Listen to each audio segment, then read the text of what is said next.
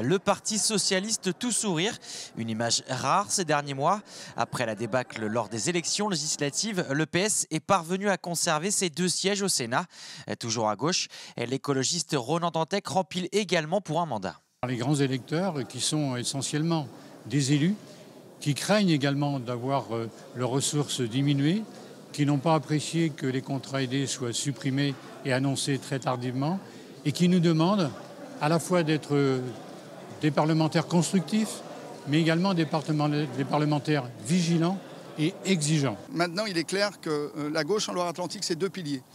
Un pilier socialiste dans les villes, un pilier divers gauche et écologiste, notamment en milieu rural, qui est aussi très très fort. 600 voix d'un côté, 500 voix de l'autre, c'est vraiment 2 piliers. Et ce rééquilibrage de la gauche, il était absolument nécessaire pour que demain, on ait de vrais débats. À droite, malgré les divisions, le républicain Christophe Priou fait son entrée au Sénat. La République En Marche n'obtient en revanche pas de siège. Une bonne nouvelle pour le centriste Joël Guerriau, également réélu. C'est important qu'il y ait cet équilibre, je dirais, entre cette nouveauté qui a été celle de l'Assemblée nationale, avec des nouvelles têtes qui sont arrivées, et puis des élus d'expérience, d'influence, de compétences, qui ont fait leurs preuves et qui apporteront dans le débat démocratique la voie nécessaire à un équilibre des pouvoirs. Sénateur depuis 2001, le républicain André Triard a lui en revanche été battu, tout comme Alain Avelot, le leader du Front National dans le département.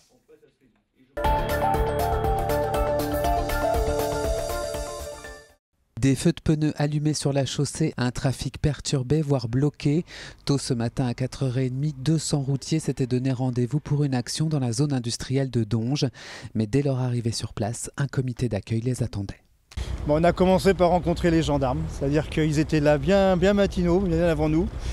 Donc voilà, à notre grande surprise, ils étaient là et vous voyez, si on est ici, c'est parce qu'ils nous ont empêchés d'aller plus loin, tout simplement. Puisque l'objectif initial des routiers était d'installer un barrage filtrant sur un rond-point plus proche du port et de la raffinerie. Alors, faute de pouvoir avancer, ils sont restés sur le rond-point des 6 Croix.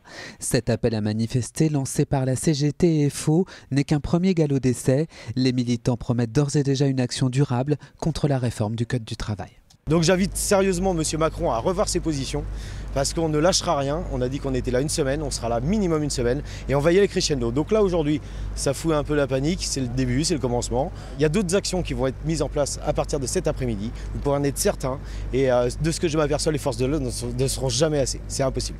Et l'action pourrait prendre de l'ampleur car d'autres fédérations comme celle des Dockers ou Airbus sont également appelées à rejoindre le mouvement.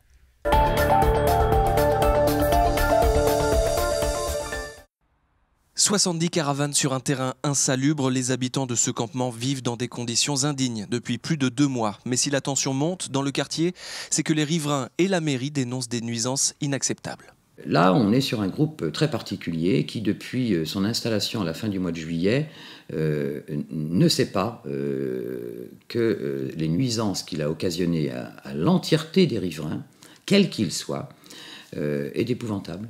Ça va du bruit en passant par les rodéos, en passant par un état sanitaire absolument déplorable, à la fois pour la communauté rome de fait, mais aussi pour l'entièreté des riverains, ce qui donne effectivement des réactions qui peuvent effectivement dégénérer, ce que je ne voudrais absolument à aucun moment. Cet été, Loire Océan Développement, propriétaire du site, a saisi la justice et les occupants ont été sommés de quitter les lieux. Des associations de défense des droits de l'homme ont depuis fait appel. Pour ces militants bougnésiens, la mairie et la métropole ne jouent pas le jeu de l'accueil et de l'intégration des populations roms. Il y a de réelles nuisances, c'est vrai, on est sûr, c'est un fait, mais nous on pense qu'il y a une relation de respect mutuel qui devrait se mettre en route. De la part d'une municipalité, c'est d'accepter temporairement un terrain, de demander que les conditions de sanitaires soient correctes et en échange demander de la propreté, c'est-à-dire que c'est un donnant-donnant. Ce travail de respect mutuel bénéficierait à tout le monde. En attendant, un projet d'installation d'entreprise sur ce site est gelé, mais il pourrait se débloquer rapidement. L'appel déposé n'étant pas suspensif, une intervention de la force publique est peut-être imminente.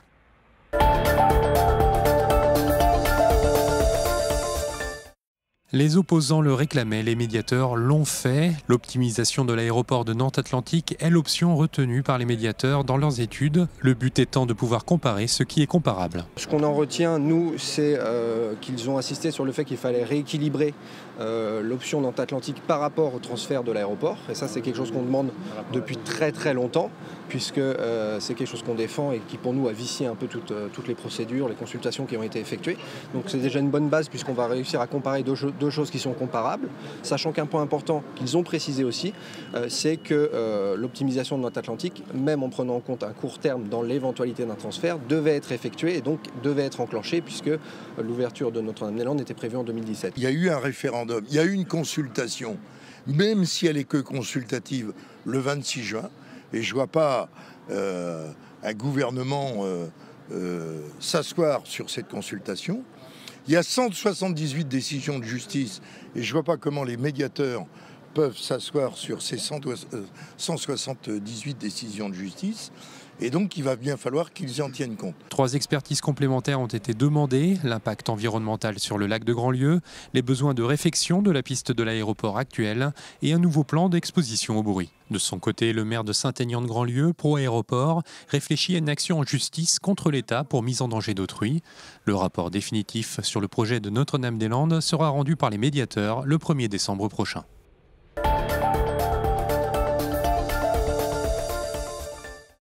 Avec une hausse d'activité de 14%, l'aéroport de Nantes-Atlantique se porte bien. Pourtant, selon la CGT, la multiplication des compagnies low-cost oblige les entreprises sous-traitantes à réduire leurs coûts. Multiplication des compétences, planning à la carte, pour les salariés, les conséquences peuvent être importantes. Par exemple, ceux qui font le ménage dans les avions, la société GSF, qui sont payés à la tâche, c'est-à-dire qu'ils sont payés à l'avion, c'est-à-dire qu'ils vont faire un quart de 8 heures, mais ils sont payés par exemple que 6 heures parce qu'entre 2 avions, ils ne sont pas payés. Les équipages de Volotea et Ryanair, ils sont payés que quand les moteurs tournent, c'est-à-dire que l'heure de briefing avant le départ, ils ne sont pas payés, c'est gratuit, alors qu'ils ont du travail, un plan de vol à élaborer et tout ça. De 3 salariés qui vont faire le travail de 4, le 4e va être éjecté. Donc du coup, on va avoir des salariés qui vont courir partout, qui vont faire des métiers différents dès lors où on se demande même s'ils sont bien habilités à pouvoir le faire. Quand on a des salariés qui sont fatigués, qui sont usés par cette surcharge de travail, par cette surcharge de responsabilité, inéluctablement, un jour, il risque d'y avoir un dysfonctionnement. Pour la CGT, le groupe Vinci, qui a récupéré la concession de l'aéroport en 2011, ne peut pas rester étranger aux difficultés rencontrées par les sous-traitants et ses salariés. À partir du moment où elle est donneur d'ordre, elle a donc une part de responsabilité en matière de conditions de travail des salariés qui travaillent sur la plateforme, mais aussi de la qualité de service public. J'insiste bien, c'est du service public. Et enfin, qui va inéluctablement jouer sur les conditions de sécurité des voyageurs. Notez qu'en 2017, et ce pour la première fois, l'aéroport de Nantes-Atlantique va franchir la barre des 5 millions de passagers.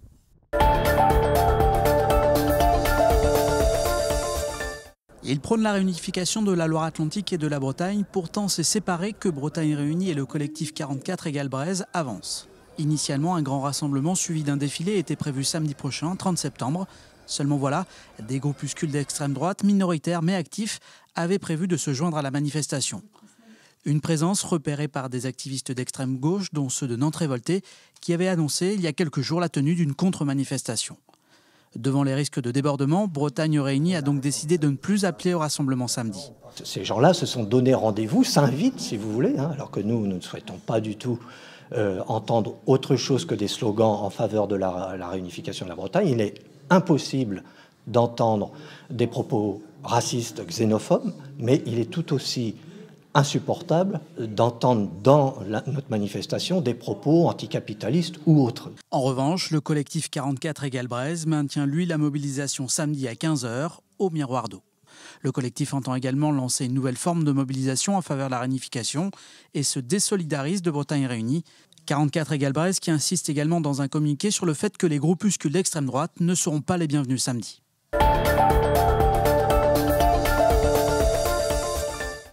Pour eux, on ne peut pas dire que ce soit une excellente nouvelle. La plupart des salariés d'STX ne voient pas d'un bon œil cette majorité cédée au groupe italien Fincantieri et ils se méfient. Ça aurait été mieux, c'était en notre faveur la France. Mais là, voilà, c'est ça le souci. D'être acheté par un concurrent, c'est jamais bon signe.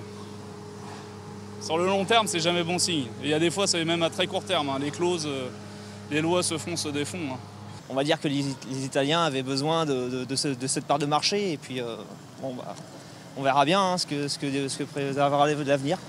J'ai vu que l'État français a bien géré le coup avec les 1% là, prêtés, que ça soit quand même qui tiennent à STX, donc c'est une bonne chose. 1% prêté par la France, en effet, c'est la subtilité de cet accord qui permet aux Italiens d'atteindre 51% du capital sur 12 ans, avec différentes étapes sur cette période pour vérifier si toutes les garanties sont bien respectées. Un mariage de raison qui ne convainc pas le maire de Saint-Nazaire. On est en train de faire un prêt d'1% pour expliquer qu'on se marie et qu'on prête 1% parce que le carton confiance il est quand même assez limité. Et je crois que l'Europe a besoin d'une maturité politique plus grande pour pouvoir justement être dans des contrats de confiance et non pas je te prête pour savoir ce que tu feras demain. Donc très clairement, il y a une période d'essai de 12 ans. Bonne nouvelle en revanche pour les salariés, la possibilité qui leur est offerte d'entrer au capital à hauteur de 2%. Cela dit, à leurs yeux, l'essentiel est ailleurs. La meilleure garantie pour l'avenir, c'est bien le carnet de commandes. Il est plein jusqu'en 2026 et c'est ça qui compte.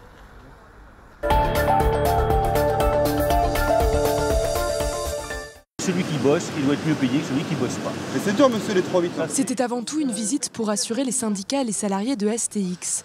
Pendant 2 heures, le ministre de l'économie, Bruno Le Maire, a visité les chantiers navals en défendant bec et ongle l'accord trouvé entre l'État et Fincantieri. Nous avons voulu un accord qui va bâtir la confiance progressivement année après année.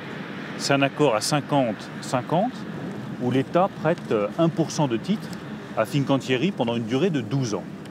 Et à échéance régulière, 2 ans, 5 ans, 8 ans, 12 ans, l'État français vérifiera que les chantiers italiens de Fincantieri tiennent bien leurs engagements. Pour le ministre de l'économie, cet accord est essentiel pour permettre aux chantiers navals de faire face à la concurrence internationale et surtout chinoise. S'unir entre grands industriels européens dans le secteur naval, mais aussi dans le secteur aéronautique.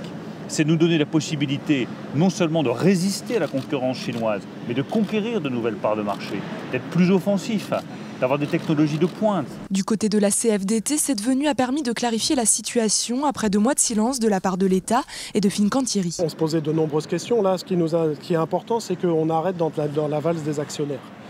Il faut absolument qu'on stabilise, c'est pas bon pour nos affaires, il faut que l'on se pose et qu'on s'occupe de notre travail et pas de savoir qui va nous reprendre, qui va nous financer. Effectivement, les salariés, il y a toujours un petit temps de décalage et puis c'est à l'épreuve des faits que l'on verra effectivement si Fincantieri remplit ses engagements.